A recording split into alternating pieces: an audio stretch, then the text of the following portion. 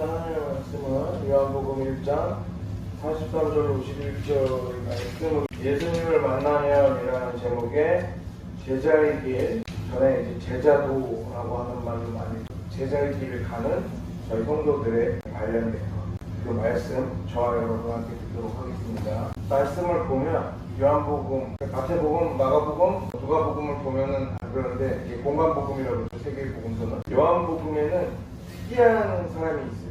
주님의 12제자 중에 나다나엘이라는 사람이 나와요.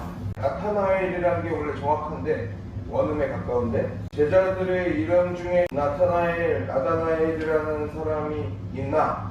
이런 이름 가진 사람은 없어요. 그런데 오늘 본문과 요한복음 21장 2절 나다나엘이라는 주님의 제자, 나다나엘을 주님의 제자 중에 한 사람이라고 말하고 있죠. 근데 이 나다나엘을 주님께 데리고 온 사람은 누구냐? 오늘 본문에 나오는 빌립이에요. 근데 빌립이라는 사람이 나다나엘을 데리고 주님께로 끌고 왔단 말이죠. 데리고 왔어요. 근데 빌립은 성경에 보면 항상 혼자 안 나와요. 나온 건 요 성경에 한 번 정도 나와요. 항상 나올 때 어떻게 나오냐면 빌립은 항상 바돌로메하고 같이 나와요. 그러니까 이렇게 짜고 생각해서 보면 누구냐? 오늘 본문하고 요한복음 21장에 나다나엘은 바돌로메가 아닌가 싶은 거죠. 그러니까 나다나엘이 결국에 바돌로메라는 얘기예요. 인간이 예수님을 그러니까 바돌로메라고 생각하고 이제 들으시면 됩니다.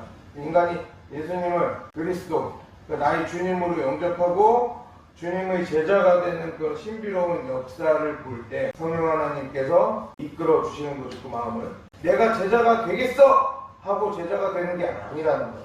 뭐냐? 주님의 제자가 되는 신비로운 역사는 성령 하나님께서 그 마음을 주장하셔서 주님께로 그 마음을 인도해 주셔야만이 가능하다는 거예요.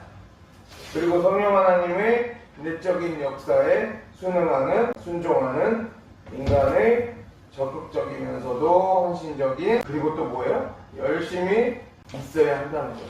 내가 열심적으로 주님께 순종하고 주님의 뜻에 따르는 게 있어야 된다는 거예요. 그리스도이신 예수님, 주님의 12제자들이 있죠. 12제자들. 그러니까 한 명 한 명 다 하나같이 성령 하나님의 내적인 역사, 그 이끄심에 겸손하고 또 열심히 순종함으로 인하여서 존귀하신 주님의 제자가 되는 축복을 받게 되었다라는 사실을 믿으시기 바랍니다. 멋진 거죠. 물론 배움도 약하고 믿음도 그렇게 별 볼 일 없고 봤을 때 손가락질 할 수도 있다고 말하고, 성도들 중에서나 목회자들 중에서는 예수님 제자들 별 볼 일도 없고 어쩌고저쩌고 막 얘기하는 분들도 있어요. 제가 항상 얘기하죠. 어저께도 제가 청년하고 상담하면서 가르쳐줬는데 다른 사람들을 손가락질할 때 두 개는 상대방을 가르치면서 욕을 하지만 이 세 개는 누굴 가르치냐는 거죠. 그만큼 얼마나 잘났나 생각을 해봐야 된다는 거예요. 주님의 제자들이 별 볼 일 없다고 하지만 그 주님의 제자들이기가 쉽냐는 거예요. 안 쉬워요. 뭐라고 했어요? 오늘도 말씀에서도 성령 하나님의 내적인 역사, 그 이끄심에 겸손하고 열심히 순종함으로 인하여서 제자가 되었다는 거예요. 제자가 되었다는 것이 아니라 오늘 말씀의 핵심은 뭐냐면 제자가 되었다는 축복이에요. 아멘? 그게 중요한 거죠. 멋진 거죠. 할렐루야. 우리가 그걸 알아야 돼. 제자들이 형편없다고 하지만 그 형편없는 자들을 제자로 맞으신 이유는 또 무엇일까? 사람이요.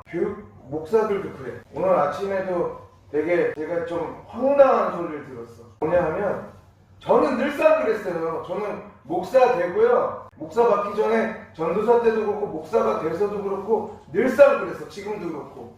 맨날 듣는 소리. 뭔지 아세요?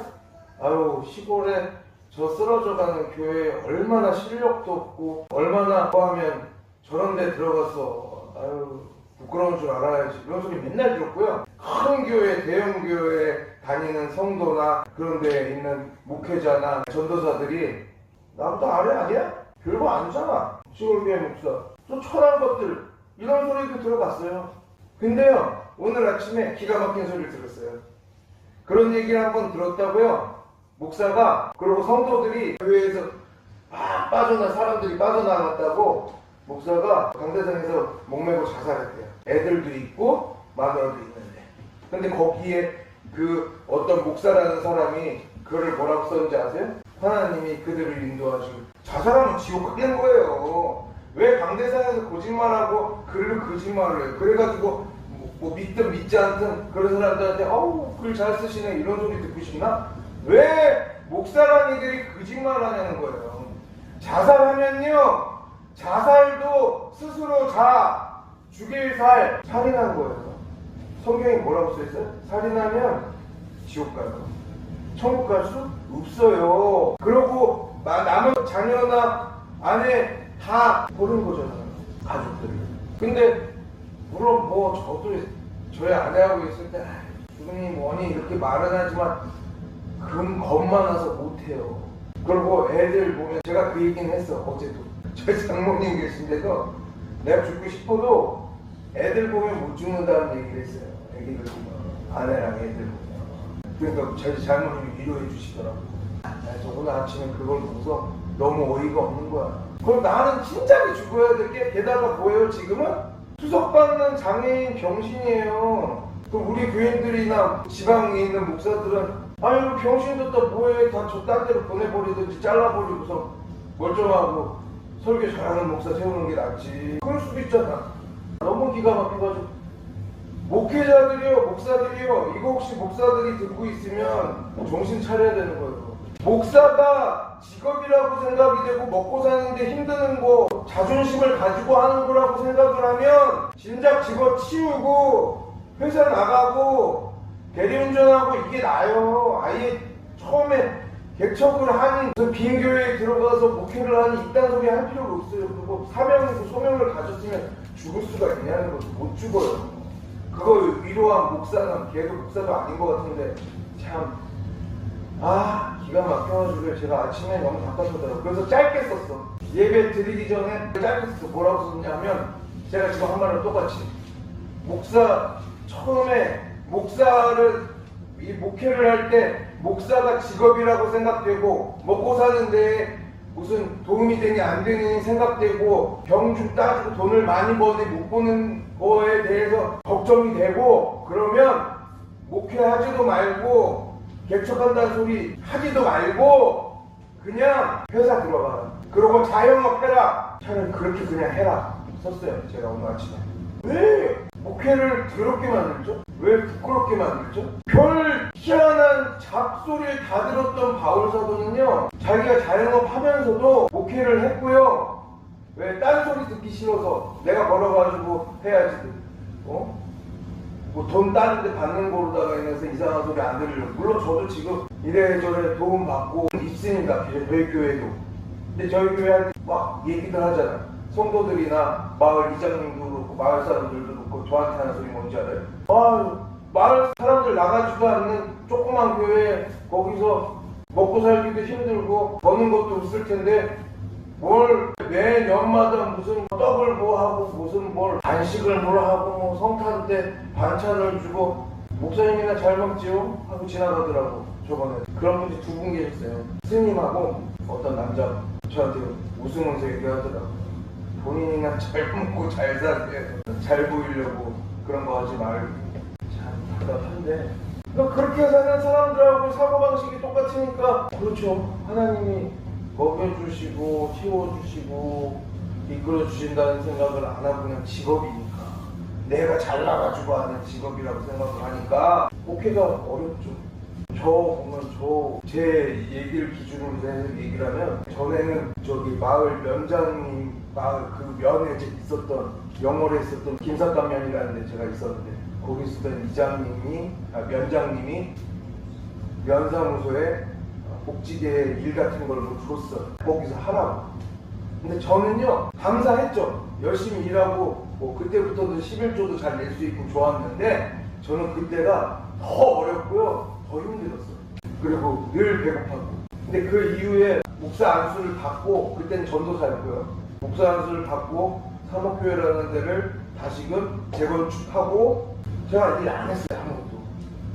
매일 저는 아침에 일어나서 눈 떠서 새벽에 저 혼자 기도하고, 그 다음에 아침에 8시부터 밥 먹고, 뭘 했냐면 마을을 나가가지고 집집마다 방문하고 왔다 갔다 하고, 이게 제 일이었어요. 그 일밖에 안 했어요.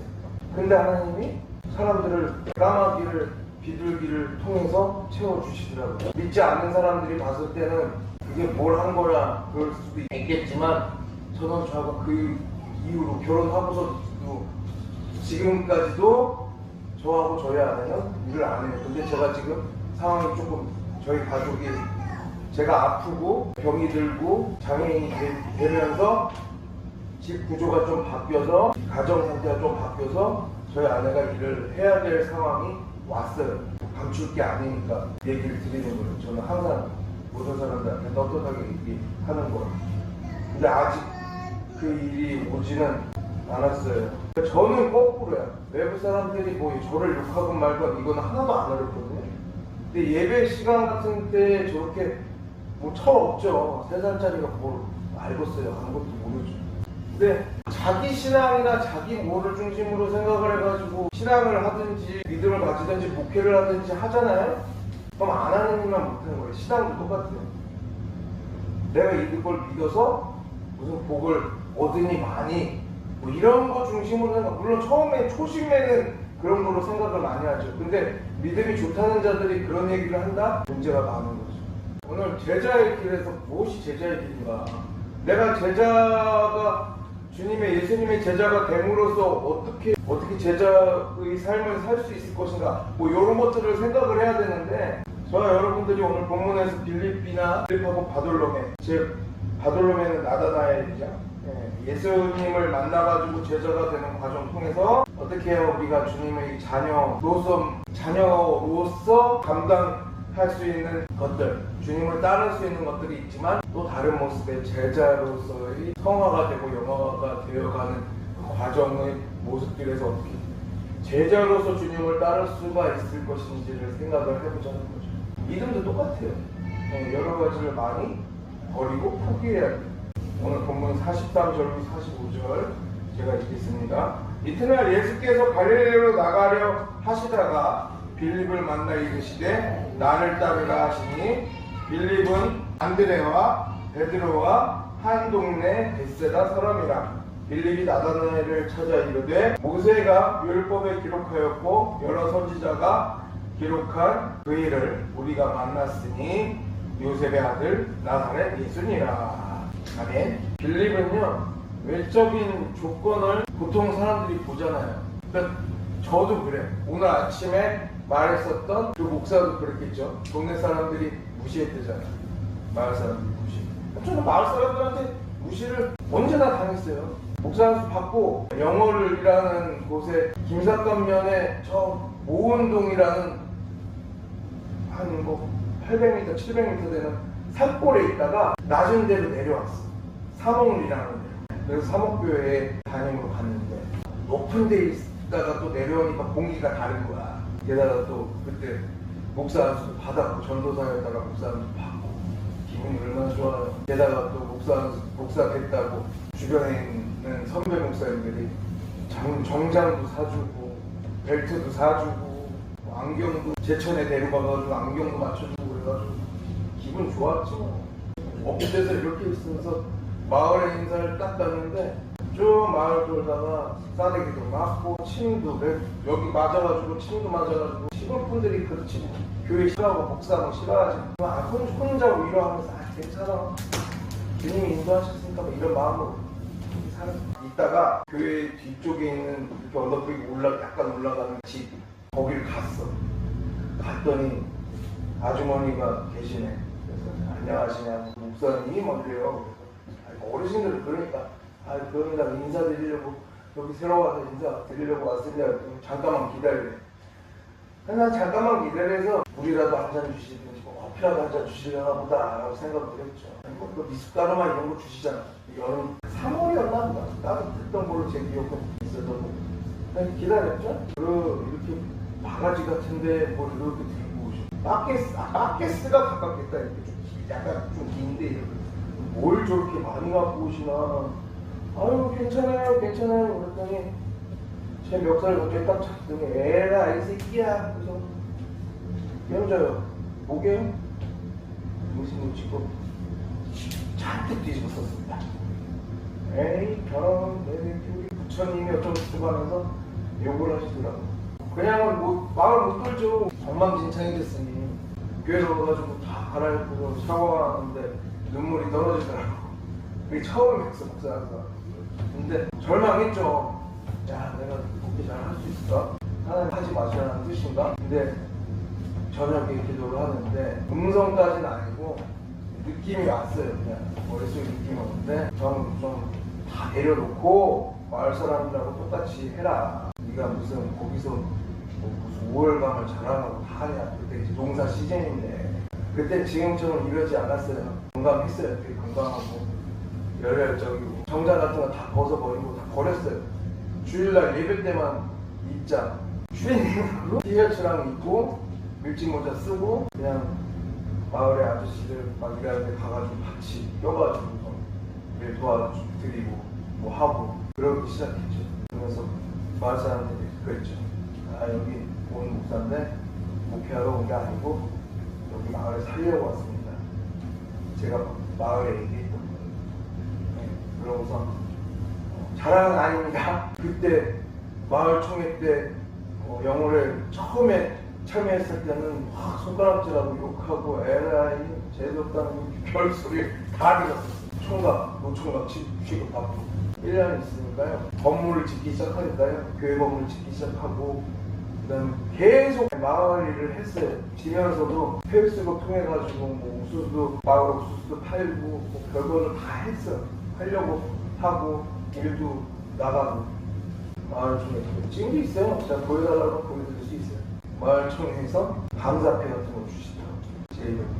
되게 감동을 했는데 그게 잘났다는 게 아니라요. 제가 그 아까도 말했던 그 자살했다는 목사와 가족들한테 말하고 싶은 거는 그랬으면 저는 골백 번 자살했다는 거예요. 여기 왔을 때도 아시잖아. 여기 왔더니 인사하라고 마을에 인사하려고 돌아다녔더니 만났던 아저씨가 제일 먼저야.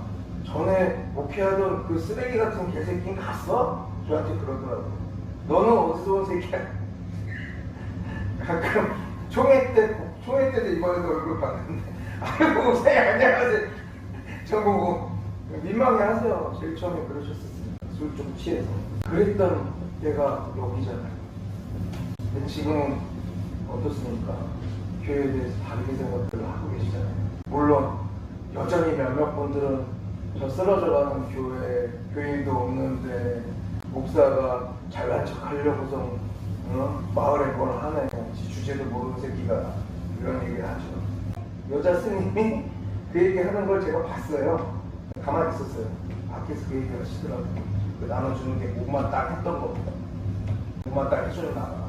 그래도 할 길 하는 거예요. 바울도 그랬어요. 바울도 손가락 집었고 두들겨 맞았잖아. 그런데도 불구하고 전도 계속 하고요. 하는 이유는요. 이게 직업이 아니에요. 바울의 직업은요.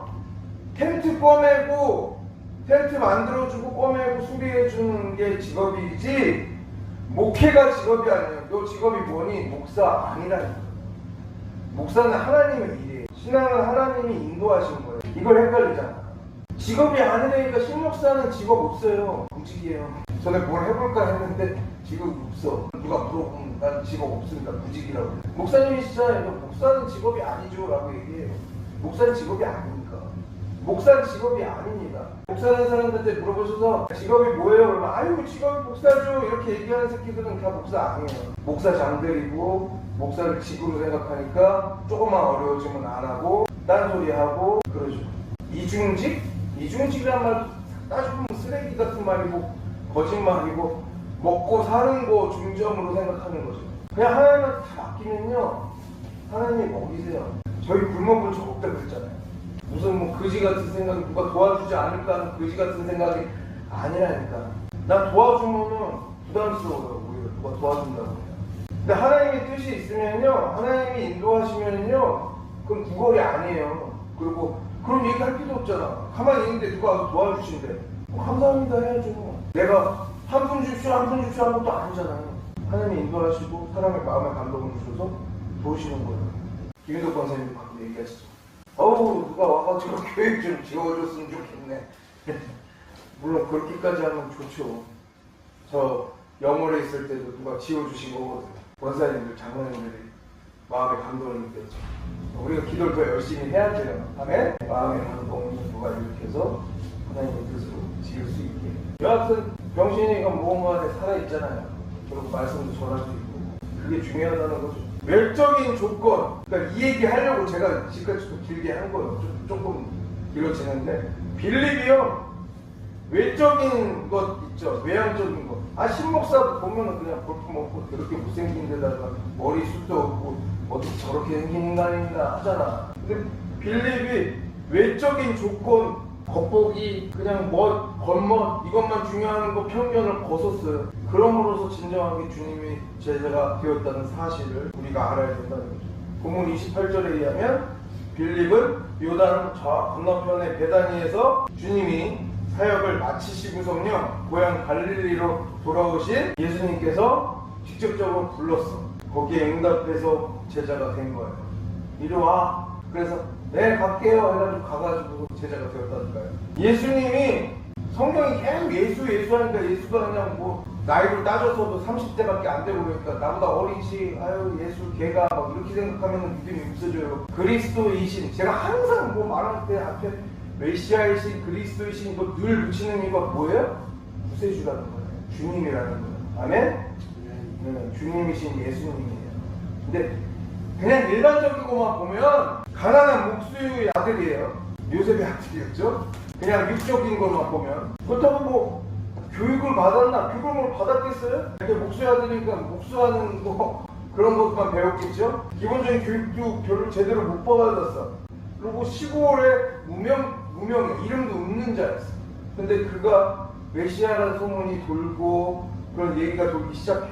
그냥 일반적으로 요즘 사람들이 프로필, 신목사 프로필 하면은 그냥 외국인 유학도 못 갔다 오고 큰 교회 경험도 하나도 없고 조그만 교회에서 시작해가지고 지금도 조그만 교회에 있는 그래도 뭐 대학교 대학원은 나오고 석사까지는 했네. 그러나 외국 유학은 못 갔다 배우지 못한 시골 실력 없는 게다가 몸에 병까지 얻은 장애인 정신이네. 제 프로필이에요. 별 볼일 없죠. 무시하는 사람은 무시하고 저하고 상대하고 대화하는 사람들은 대화하는 거고. 근데 예수님도 그냥 그랬잖아. 별 볼일 없는 프로필에 불과한 초라한 이 땅에서의 모습. 그 예수님이었다니까. 근데 예수님이라는 이에 대한 빌립이 가지고 있던 정보를 통해서 그러면 도움이 될 게 없네. 만나지 말아야겠네가 되겠지만 그러지 않고 예수님을 따랐잖아. 예수님에 대해서 잘 알려지지 않았던 공생의 초기에 예수님의 제자가 된다. 아무것도 없는데 프로필에 기적도 일으키지도 않고 처음에 그냥 진짜 그냥 청년이었는데 그냥 돌아다니는 병도 못 고치고요. 술을 변하게 하는 그런 이적도 없었고 처음에 이적도 아무것도 없었다는 얘기예요. 공생의 초기라. 근데 그럼에도 불구하고 빌립은 결코 외적인 조건이나 환경이나 상황을 따지지 않고 예수님의 제자가 되었다는 거예요. 이게 되게 중요해요. 막말로 병신의 지몸 소관도 제대로 못하는 제가 하나님의 말씀 전한다고 어쩌고저쩌고 여기서 얘기를 하고 있는 이것도 병신 혼자 뽕깍 떨고 지가 뭐라고 떠들고 잘난 척하고 저기 나가가지고 그래? 그렇게 받아들이면 그거예요. 거기서는 끝이에요. 근데 제가 전에도 말씀드렸지만 뭐라고요? 그냥 대본 읽듯이 성경책 읽듯이 설교를 졸졸졸졸졸졸 읽고 요한복음 14장 8절에 따르면 1, 2번 뭐 10년 가운데 어쩌고 이렇게 국어책 읽듯이 뭐 이렇게 읽는다고 하더라도 이 말씀을 듣고 거기서 하나님의 주시는 메시지를 듣고요 복음을 듣는다면 받으시는 거라고. 할렐루야. 성도들은 각자 하나하나의 제사장이니까요. 대제사장 되시는 예수님의 뜻을 따르는. 감리교 목사들은 이런 얘기 안 한다니까. 선택받았더니 뭐 무슨 제사장 이런 얘기 하면은 야 너 그거 우리하고 달라 이런 얘기 하시고 근데 저는 해. 왜? 희귀니까. 감독이든 나이 많은 목사들은 와가지고 뭐라고 할 수 없어요. 목사 목회 방향이 그러니까. 저는 장로교와 감리교의 좋은 것만 여러분들한테 전하고 있어요. 그리고 성경 무엇보다도 교단에 내세우는 것이 아닌 성경에서 내세우는 하나님이 내세우는 것만 하고 있으니까요. 정확한 건 아셔야 된다. 여러분들은 다 제사장인 겁니다.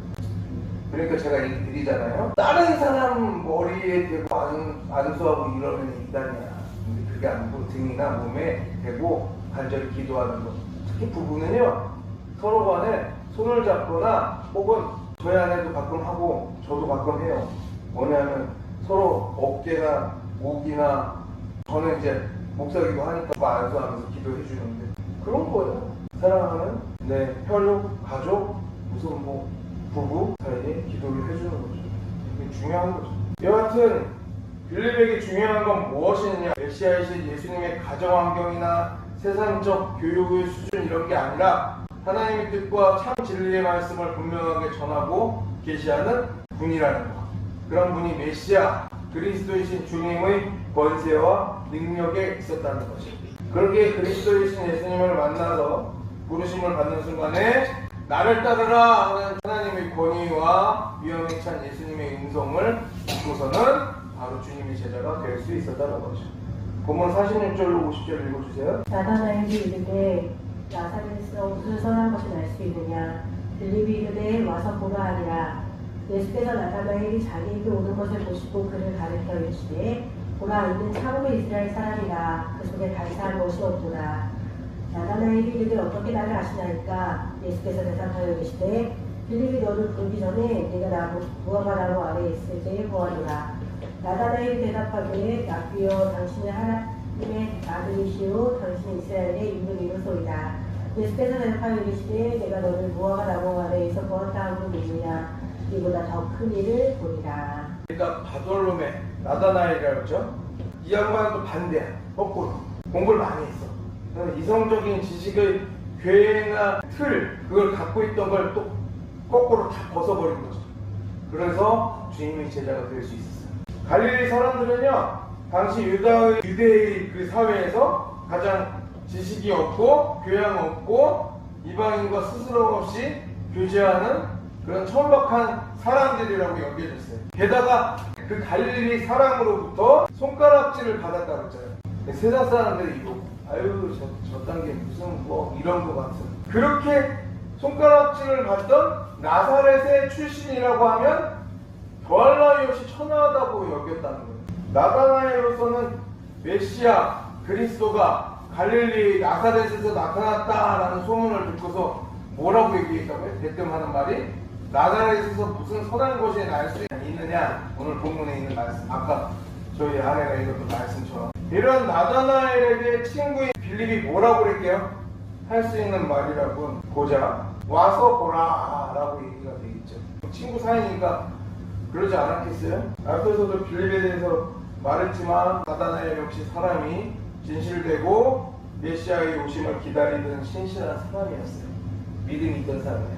우리 저기 권사님들, 집사님들처럼 기도 열심히 하는 사람이었어요. 그러다 보니까 나다나엘이랑 빌립이 전도를 한 거죠. 주님께 데리고 왔으니까. 그리스도의 부름을 받기 전에, 예수님을 만나기 전에, 그러니까 그걸 그리스도의 부름을 받기 전이라고 말을 하는 거예요. 무화과 나무 안에서 일상의 습관을 따라서 매일 그랬나 봐.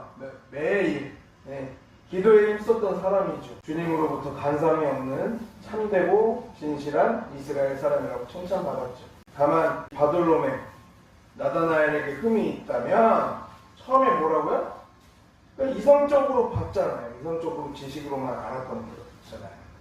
아니 무슨 나사렛에서 선한 것이 나갔어. 이거 그냥 아니겠지 라고 말을 하면서 근데 나다나엘은 이성적이고 인간적인 지식의 한계를 벗어버렸다는 거죠.